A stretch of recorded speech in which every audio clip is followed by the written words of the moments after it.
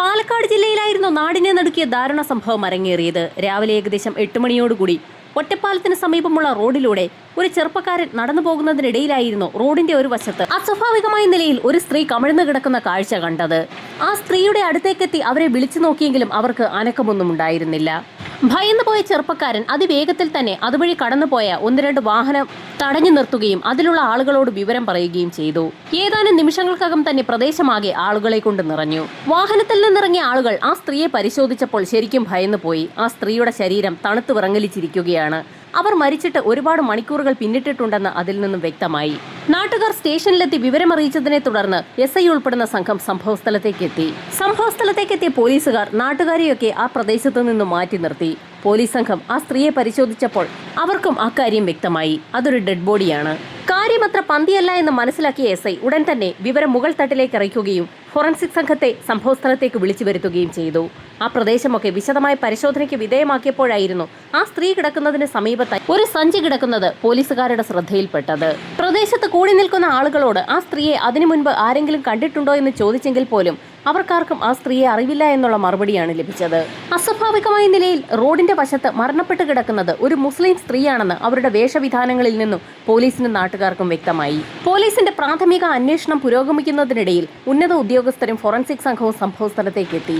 Forensic സംഘം വിശദമായ പരിശോധന ആരംഭിച്ചു. ആ സ്ത്രീ കിടന്നതിന് സമീപത്തുണ്ടായിരുന്ന സഞ്ചിയിൽ നിന്നും ഒരു മൊബൈൽ ഫോൺ പോലീസുകാർക്ക് ലഭിച്ചു. അത് സ്വിച്ച് ഓഫ് മോഡിലാണ്. എന്നാൽ അത് ഓണാക്കിയപ്പോൾ ആ ഫോണിന് ചാർജ് ഉണ്ടെന്നുള്ള കാര്യം പോലീസുകാർക്ക് വ്യക്തമായി. ആ മൊബൈൽ ഫോൺ ഓഫായി പോയതല്ല, മനഃപൂർവ്വം ഓഫാക്കി വെച്ചതാണ്. ആ മൊബൈൽ ഫോൺ ഓണാക്കി നോക്കിയ പോലീസുകാർക്ക് അതിൽ നിന്നും കുറേയധികം നമ്പറുകൾ ലഭിച്ചു. അതിൽ കണ്ട ഒരു നമ്പറിലേക്ക് അതേ ഫോണിൽ നിന്ന് തന്നെ SI ഒന്ന് വിളിച്ചു നോക്കി. മറുതലക്കിലുള്ള വ്യക്തി ഉടൻ തന്നെ കോൾ അറ്റൻഡ് ചെയ്യുകയും നബീസുമ എന്തുകൊണ്ടാണ് രാവിലെ തന്നെ വിളിച്ചതെന്ന് അന്വേഷിക്കുകയും ചെയ്തു. മരണപ്പെട്ട് കിടക്കുന്ന സ്ത്രീയുടെ പേര് നബീസ എന്നാണെന്ന് അതിൽ നിന്നും SIക്ക് വ്യക്തമായി. കോൾ എടുത്ത വ്യക്തിയോട് പോലീസുകാർ നടന്ന സംഭവങ്ങളൊക്കെ പറഞ്ഞു. അതിന് ഫലമുണ്ടായി. അരമണിക്കൂർ പിന്നിട്ടപ്പോൾ ഒരു വ്യക്തി സംഭവസ്ഥലത്തേക്ക് എത്തുകയും ചെയ്തു. തോട്ടറ എന്ന സ്ഥലത്തുള്ള നബീസ എന്ന വ്യക്തിയാണ് റോഡിന്റെ വശത്ത് മരിച്ച നിലയിൽ കിടക്കുന്നത്. ആ സ്ത്രീക്ക് മക്കളും ചെറുമക്കളും ഒക്കെയുണ്ട്.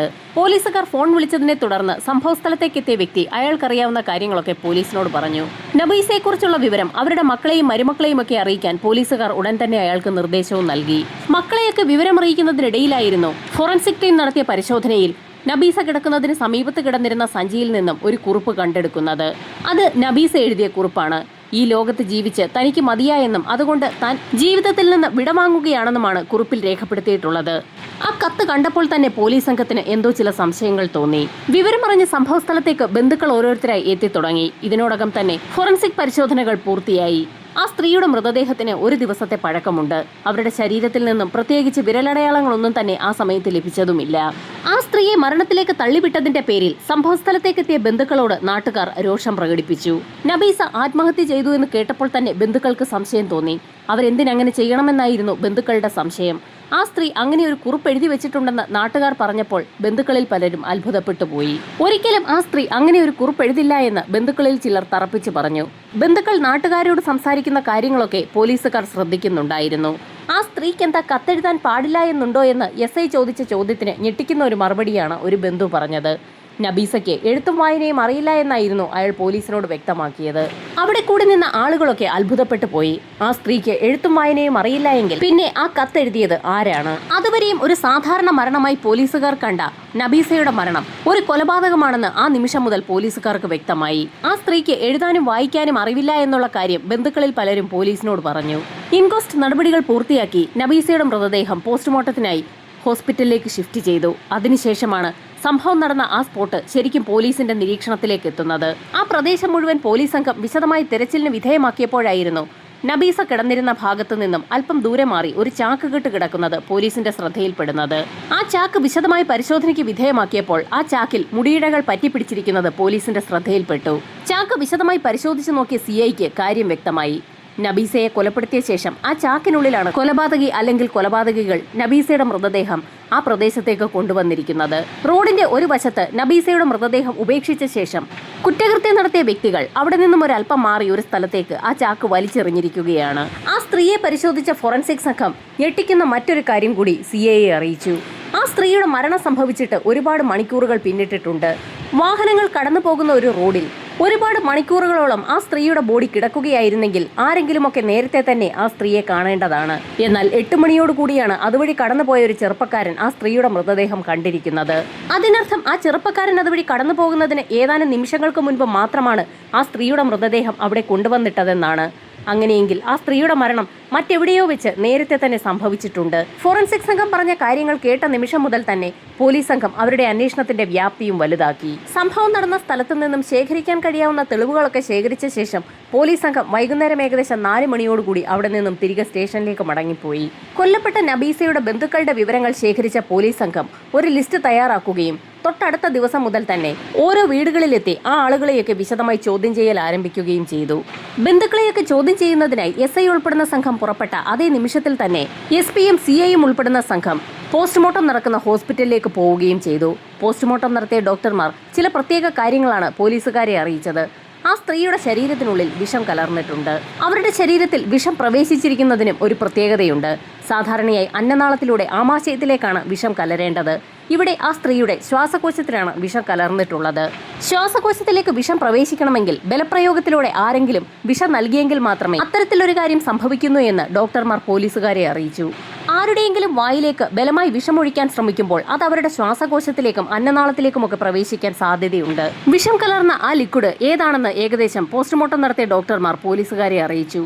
ചിതലിനൊക്കെ അടിക്കുന്ന ഒരു കീടനാശിനിയാണ് ആ സ്ത്രീയുടെ ശരീരത്തിൽ കലർന്നിരിക്കുന്നത്. ബോഡി പോസ്റ്റ്മോർട്ടത്തിന് വിധേയമാക്കുന്നതിന് ഏകദേശം 48 മണിക്കൂറുകൾക്ക് മുൻപ് തന്നെ നബീസയുടെ മരണം സംഭവിച്ചിട്ടുണ്ട്. നബീസയെ കൊലപ്പെടുത്തി ഒരു 12 മണിക്കൂറിലധികം സമയം അവരുടെ ശരീരം മറ്റെവിടെയോ സൂക്ഷിച്ചതിന് ശേഷമാണ് ആ റോഡിന്റെ വശത്ത് കൊണ്ടുവന്നിട്ടിരിക്കുന്നത്. നബീസയുടെ മൊബൈൽ ഫോൺ കേന്ദ്രീകരിച്ച് തന്നെ പോലീസ് സംഘം അന്വേഷണം ആരംഭിച്ചു. അന്വേഷണം പുരോഗമിക്കുന്നതിനിടയിലായിരുന്നു അതേ അന്വേഷണ പരിധിയിൽപ്പെടുന്ന സർക്കിളിന്റെ കീഴിലുള്ള ഒരു സ്റ്റേഷനിലേക്ക് നബീസയെ കാണാനില്ല എന്നുള്ള ഒരു പരാതി ലഭിക്കുന്നത്. ബഷീർ എന്ന പേരുള്ള ഒരു വ്യക്തിയാണ് പരാതി നൽകിയിരിക്കുന്നത്. അങ്ങനെയാണ് പോലീസ് സംഘം ബഷീറിനെ പോലീസ് സ്റ്റേഷനിലേക്ക് വിളിപ്പിക്കുന്നത്. നബീസയുടെ മൃതദേഹം റോഡിന്റെ വശത്തുനിന്ന് ലഭിക്കുന്നതിന് ഒരു ദിവസം മുൻപ് ഇപ്പോൾ പരാതിയുമായി സ്റ്റേഷനിലെത്തിയിരിക്കുന്ന നബീസയുടെ ചെറുമകൻ ബഷീറിന്റെ വീട്ടിലേക്ക് നബീസ എത്തിയിരുന്നു. അന്നൊരു പകൽ മുഴുവൻ നബീസ ചെറുമകനായ ബഷീറിനും ഭാര്യയ്ക്കുമൊപ്പം ഉണ്ടായിരുന്നു. വൈകുന്നേരത്തോടുകൂടി നബീസ അവരുടെ സ്വന്തം വീട്ടിലേക്ക് മടങ്ങിപ്പോവുകയും ചെയ്തു. എന്നാൽ അന്ന് രാത്രി ബഷീർ നബീസയുടെ വീട്ടിലേക്ക് വിളിച്ചു നോക്കിയപ്പോൾ നബീസ എത്തിയിട്ടില്ല എന്നുള്ള കാര്യമാണ് വീട്ടുകാർ പറഞ്ഞത്.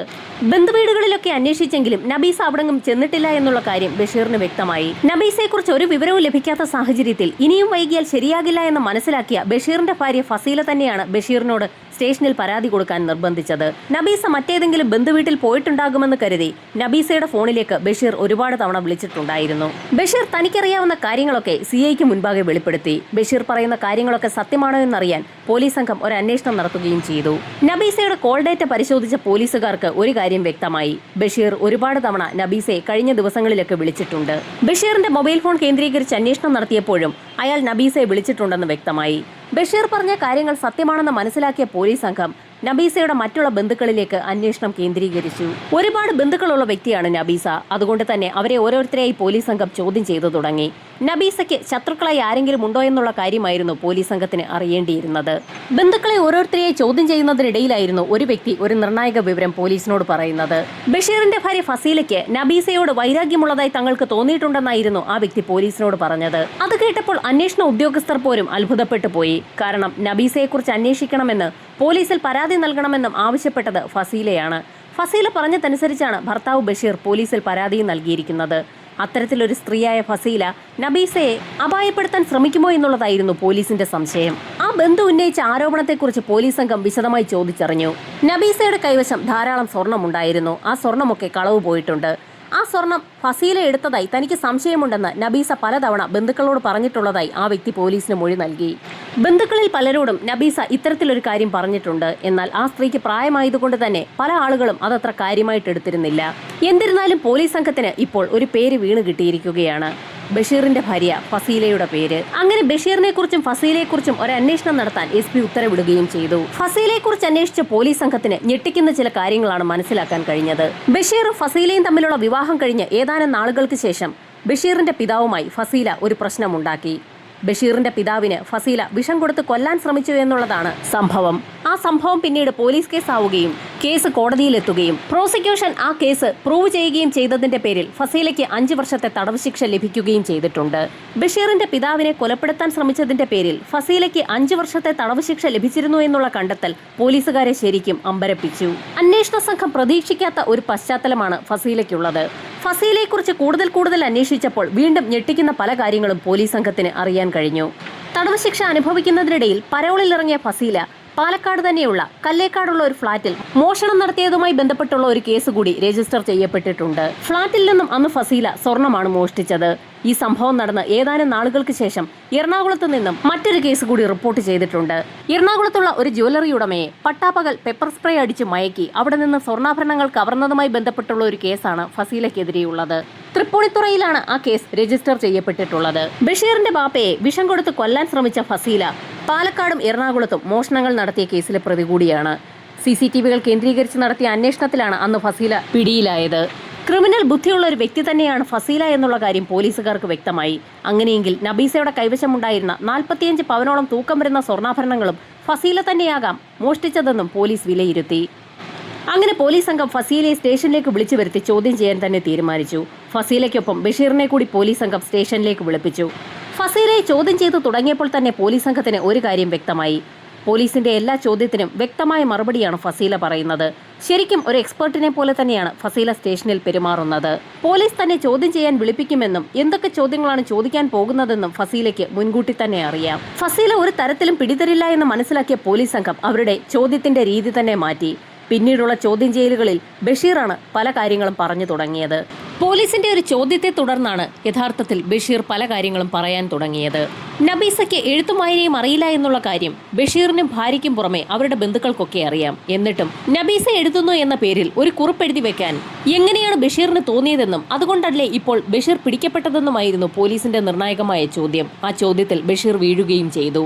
ബഷീറിന്റെ ഭാര്യ ഫസീലയ്ക്ക് നബീസയുടെ ഒരു എതിർപ്പുണ്ടാകാൻ കാരണമായത് ബഷീറിന്റെ വീട്ടിൽ വെച്ച് തന്നെയാണ്. ഏതാനും നാളുകൾക്ക് മുൻപാണ് 45 പവനോളം വരുന്ന സ്വർണ്ണാഭരണങ്ങൾ നബീസയുടെ കയ്യിൽ നിന്നും കാണാതെയായത്. അതേ ചൊല്ലി വീട്ടുകാർ പോലീസിൽ കേസ് കൊടുത്തിട്ടുമുണ്ട്. അന്വേഷണം ഒരു ഭാഗത്ത് നടക്കുന്നുണ്ടെങ്കിലും പ്രതികളെ ഇതുവരെയും കണ്ടെത്താൻ പോലീസിന് കഴിഞ്ഞിട്ടില്ല. ഇത്രയധികം സ്വർണ്ണാഭരണങ്ങൾ മോഷണം പോയത് നബീസയുടെ ഇത്രയധികം സ്വർണ്ണാഭരണങ്ങൾ മോഷണം പോയതറിഞ്ഞ് ബന്ധുക്കളൊക്കെ ഒരു ദിവസം വീട്ടിലൊത്തുകൂടി. സ്വർണ്ണാഭരണങ്ങൾ കളവ് പോയതിൽ തനിക്ക് സംശയം ചെറുമകന്റെ ഭാര്യയായ ഫസീലയാണെന്ന് ആ നിമിഷത്തിൽ എല്ലാ ആളുകളുടെയും മുൻപിൽ വെച്ച് നബീസ വിളിച്ചു പറയുകയും ചെയ്തു. ചെറിയ മരുമകളെക്കുറിച്ച് നബീസ അങ്ങനെ പറഞ്ഞതിൽ ബന്ധുക്കളൊക്കെ അവരെ ശകാരിക്കുകയും അവിടെ നിന്ന് വിളിച്ചുകൊണ്ട് പോവുകയും ചെയ്തു. എന്നാൽ ഈ സംഭവം ഫസീലയുടെ മനസ്സിൽ തറഞ്ഞു കയറുകയും ചെയ്തു. നബീസ ആ വീട്ടിൽ നിന്ന് പോയ സമയത്ത് ഫസീല തന്റെ തീരുമാനം ഭർത്താവ് ബഷീറിനെ അറിയിക്കുകയും ചെയ്തു. തന്നെക്കുറിച്ച് ബന്ധുക്കളുടെ മുൻപിൽ ഇത്തരത്തിൽ മോശമായി സംസാരിച്ച നബീസയെ വകവരുത്തണമെന്ന് തന്നെയാണ് തന്റെ തീരുമാനമെന്ന് ഫസീല അങ്ങനെയാണ് ബഷീറിനെ അറിയിച്ചത്. ബഷീർ ആദ്യഘട്ടത്തിലൊക്കെ എതിർത്തെങ്കിലും ഓരോ ദിവസം കഴിയുന്തോറും ഫസീല തന്റെ തീരുമാനം ഉറപ്പിച്ച് പറഞ്ഞുകൊണ്ടേയിരുന്നു. കൊല്ലപ്പെട്ട നബീസയാകട്ടെ തന്റെ ബന്ധുക്കളോടൊക്കെ തന്റെ ആഭരണങ്ങൾ മോഷ്ടിച്ചത് ഫസീല തന്നെയാണെന്ന് ആവർത്തിച്ച് പറഞ്ഞുകൊണ്ടേയിരുന്നു. അതുകൊണ്ട് തന്നെ ഓരോ തവണയും ബന്ധുക്കളെയൊക്കെ കാണുന്ന സമയത്ത് ബഷീറിനോടും ഫസീലയോടും ആ ബന്ധുക്കളൊക്കെ നബീസ പറഞ്ഞ കാര്യങ്ങളൊക്കെ ആവർത്തിച്ച് ചോദിക്കുന്നത് പതിവായി. നബീസയുടെ മരണം സംഭവിക്കാതെ തങ്ങൾക്കിനി ജീവിക്കാൻ കഴിയില്ല എന്നുള്ള കാര്യം ഫസീല അങ്ങനെയാണ് ബഷീറിനെ അറിയിച്ചത്. ആദ്യമൊന്നും ബഷീർ സമ്മതിച്ചില്ല. ഒടുവിൽ ബഷീറിനെ കൊണ്ട് ഫസീല ആ കാര്യം സമ്മതിപ്പിക്കുകയും ചെയ്തു. അങ്ങനെ നബീസയെ കൊലപ്പെടുത്തുന്നതിനെ അവർ ഒരു ദിവസം തീരുമാനിക്കുകയും തയ്യാറെടുപ്പുകൾ നടത്തുകയും ചെയ്തു. അവരുടെ പ്ലാനിന്റെ ഭാഗമായാണ് നബീസയെ തങ്ങളുടെ വീട്ടിലേക്ക് ക്ഷണിക്കുന്നതിനായി ബഷീറും ഫസീലയും ചേർന്ന് നബീസയുടെ വീട്ടിലെത്തിയത്. ആദ്യമൊന്നും നബീസുമ്മ സമ്മതിച്ചില്ലെങ്കിൽ പോലും ബഷീറിന്റെ നിർബന്ധത്തിന് വഴങ്ങി മനസ്സില്ലാ മനസ്സോടുകൂടി നബീസുമ്മ അവർക്കൊപ്പം വാഹനത്തിൽ കയറി ബഷീറിന്റെ വീട്ടിലേക്ക് പോയി. ബഷീറിന്റെ വീട്ടിൽ ആഹാരമൊക്കെ തയ്യാറാക്കി വെച്ചിരിക്കുകയായിരുന്നു. വളരെ സന്തോഷത്തോടുകൂടി മൂവരും ചേർന്ന് ഭക്ഷണം കഴിച്ചു. നബീസുമ്മ വളരെ നന്നായി ഭക്ഷണം കഴിക്കുകയും ചെയ്തു. ഭക്ഷണം കഴിച്ച് 1 മണിക്കൂർ പിന്നിട്ടിട്ടും നബീസുമ്മയ്ക്ക് യാതൊരുവിധ കുലുക്കവുമില്ല എന്ന് ബഷീറിനും ഫസീലയ്ക്കും മനസ്സിലായി. അത് മാത്രവുമല്ല, തനിക്ക് തന്റെ വീട്ടിൽ കിടന്നെങ്കിൽ മാത്രമേ ഉറക്കം വരൂ എന്നും അതുകൊണ്ട് ഒരു ഓട്ടോ പിടിച്ച് തരണമെന്നും നബീസുമ്മ ബഷീറിനോട് ആവശ്യപ്പെടുകയും ചെയ്തു. ഇനി വൈകിയാൽ കുഴപ്പമാകുമെന്ന് മനസ്സിലാക്കി ഫസീല അതിവേഗം തന്നെ അടുക്കളയിലേക്ക് പോയി. ഒരു ബോട്ടിലുമായാണ് ഫസീല അടുക്കളയിൽ നിന്ന് മടങ്ങിയെത്തിയത്. പിന്നെ ഒട്ടും വൈകിപ്പിക്കാതെ അതിവേഗത്തിൽ തന്നെ ബോട്ടിൽ തുറന്ന് അതിൽ നിന്നും ഒരു ദ്രാവകം ബഷീറും ഫസീലയും ചേർന്ന് ബലപ്രയോഗത്തിലൂടെ നബീസയുടെ വായിലേക്ക് ഒഴിച്ചു കൊടുക്കുകയും ചെയ്തു. ചിതലിനൊക്കെ അടിക്കുന്ന കീടനാശിനിയായിരുന്നു ഫസീല അടുക്കളയിൽ നിന്നും എടുത്തുകൊണ്ട് വന്നത്. ദ്രാവകം അപ്രതീക്ഷിതമായി വായിലേക്ക് ഒഴിച്ച സമയത്ത് ശ്വാസം കിട്ടാതെ ബുദ്ധിമുട്ടിലായ നബീസുമ്മയുടെ ശ്വാസകോശത്തിലേക്കും അന്നനാളത്തിലേക്കുമൊക്കെ ആ ദ്രാവകം കടക്കുകയും ചെയ്തു. ഏതാനും നിമിഷങ്ങൾക്കകം തന്നെ നബീസുമ്മ കുഴഞ്ഞു വീണു. നേരത്തെ അതേ ദ്രാവകം അവർ കഴിച്ചുകൊണ്ടിരുന്ന കറിയിലും ഫസീല ചേർത്തിട്ടുണ്ടായിരുന്നു. എന്നാൽ ആ കറി കഴിച്ചെങ്കിലും നബീസുമ്മയ്ക്ക് ഒന്നും സംഭവിച്ചിരുന്നില്ല. കറിയിൽ ചേർത്തിരുന്ന വിഷത്തിന്റെ അളവ് കുറഞ്ഞതുകൊണ്ടാകാം അങ്ങനെ സംഭവിച്ചതെന്ന് ബഷീറിന് മനസ്സിലായി. നബീസയുടെ മരണം ഇരുവരും ചേർന്ന് സ്ഥിരീകരിച്ചു. തുടർന്ന് എന്ത് ചെയ്യണമെന്നുള്ള ആലോചന ആരംഭിക്കുകയും ചെയ്തു. അപ്പോഴേക്കും തൊട്ടടുത്ത ദിവസം പുലരുകയും ചെയ്തു. ഒരു ദിവസം മുഴുവൻ നബീസമ്മയുടെ മൃതദേഹം ബഷീറിന്റെ വീട്ടിൽ തന്നെ ഇരുന്നു. നബീസയുടെ മരണം ഒരു ആത്മഹത്യയാണെന്ന് വരുത്തി തീർത്താൽ തങ്ങൾക്ക് രക്ഷപ്പെടാൻ കഴിയുമെന്ന് ഫസീല തന്നെയാണ് ബഷീറിനെ അറിയിച്ചത്. അതിന്റെ ഭാഗമായി നബീസുമ്മ എഴുതുന്ന തരത്തിൽ ഒരു ആത്മഹത്യാ കുറിപ്പ് ഫസീല തന്നെയാണ് എഴുതി തയ്യാറാക്കിയത്. നിരവധി തവണയാണ് ഫസീല കുറിപ്പ് എഴുതി നോക്കിയത്. അതൊന്നും ശരിയാകുന്നില്ല എന്ന് മനസ്സിലാക്കി ഏറ്റവും ഒടുവിൽ അനുയോജ്യമായ ഒരെണ്ണം എഴുതി തയ്യാറാക്കുകയായിരുന്നു. ഫസീല എഴുതിയ കുറിപ്പ് വായിച്ചു നോക്കിയ ശേഷം ബഷീർ പിന്നീട് അതേ രീതിയിൽ മറ്റൊരു കുറിപ്പ് കൂടി എഴുതുകയായിരുന്നു. ബഷീർ എഴുതിയ ആ കുറിപ്പ് നബീസ എപ്പോഴും കയ്യിൽ കരുതാറുണ്ടായിരുന്ന സഞ്ചിയിലേക്ക് ഇടുകയും അതോടൊപ്പം തന്നെ നബീസയുടെ മൊബൈൽ ഫോൺ സ്വിച്ച് ഓഫ് ആക്കി ആ സഞ്ചിയിലേക്ക് വയ്ക്കുകയും ചെയ്തു. അന്ന് വൈകുന്നേരം തന്നെ ഭാര്യയും ഭർത്താവും ചേർന്ന് നബീസമ്മയുടെ മൃതദേഹം ഒരു ചാക്കിനുള്ളിലേക്ക് കയറ്റി. അന്ന് രാത്രിയോടുകൂടിയാണ് ബഷീറും ഫസീലയും നബീസയുടെ മൃതദേഹവുമായി ആ വീട്ടിൽ നിന്ന് തിരിക്കുന്നത്.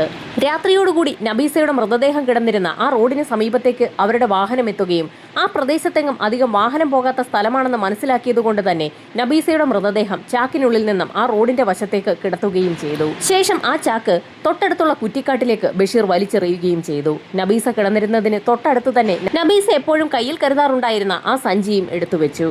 അത്രയും ചെയ്ത ശേഷം അവിടെയെങ്ങും ആരുമില്ല എന്നുറപ്പിച്ച ബഷീറും ഭാര്യയും അവിടെ നിന്നും അവർ വന്ന വാഹനത്തിൽ കടന്നു കളയുകയും ചെയ്തു. പ്രതികളുടെ കുറ്റസമ്മത മൊഴി രേഖപ്പെടുത്തിയ പോലീസ് സംഘം അന്വേഷണം പൂർത്തിയാക്കി കുറ്റപത്രം മണ്ണാർക്കാട് കോടതിയിൽ സമർപ്പിച്ചു. വാദപ്രതിവാദങ്ങൾക്കൊടുവിൽ ഇപ്പോൾ ബഷീറിനും ഭാര്യ ഫസീലയ്ക്കും ജീവപര്യന്തം തടവാണ് കോടതി വിധിച്ചിരിക്കുന്നത്. ശിക്ഷാ കാലാവധിക്ക് പുറമെ 2 ലക്ഷം രൂപ പിഴയും വിധിച്ചിട്ടുണ്ട്. അതിവേഗം അന്വേഷണം പൂർത്തിയാക്കി പ്രതികളിലേക്ക് എത്തിയ പോലീസിന് കോടതിയുടെ പ്രത്യേക പ്രശംസയും ലഭിച്ചു.